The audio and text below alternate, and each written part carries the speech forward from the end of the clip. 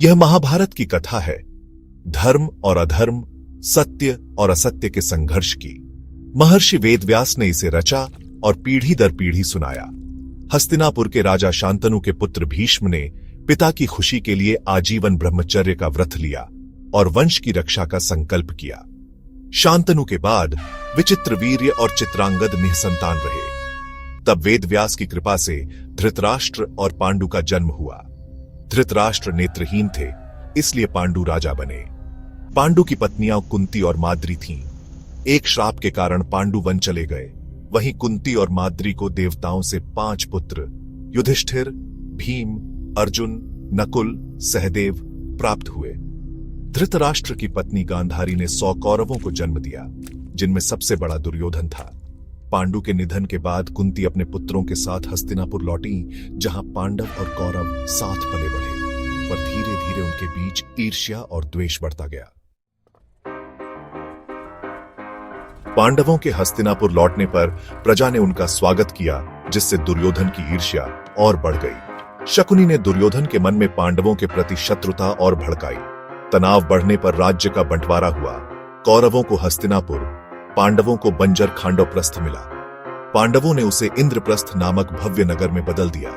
राजसूय यज्ञ में दुर्योधन ने पांडवों का वैभव देखा और द्रौपदी द्वारा अपमानित हुआ, जिससे बदले की आग भड़क उठी।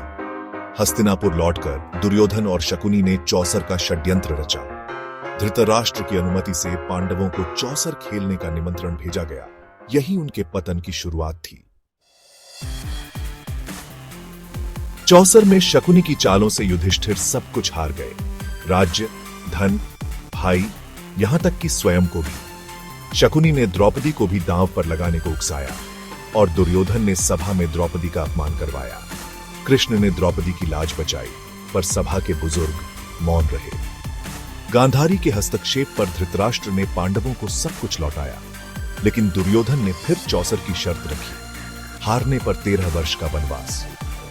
पांडव फिर हार गए और वनवास को चले गए। वनवास में उन्होंने कष्ट सहे, ज्ञान और शक्ति अर्जित की और धर्म का मार्ग नहीं छोड़ा। 13 वर्षों के बाद वे अपने अधिकार के लिए लौटने को तैयार थे।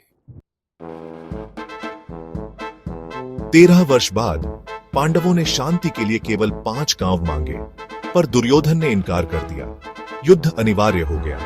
कुरुक्षेत्र में धर्म और अधर्म की सेनाएं आमने सामने थीं। अर्जुन ने युद्ध से हिचकिचाया, तब कृष्ण ने उन्हें गीता का उपदेश दिया और धर्म युद्ध के लिए प्रेरित किया।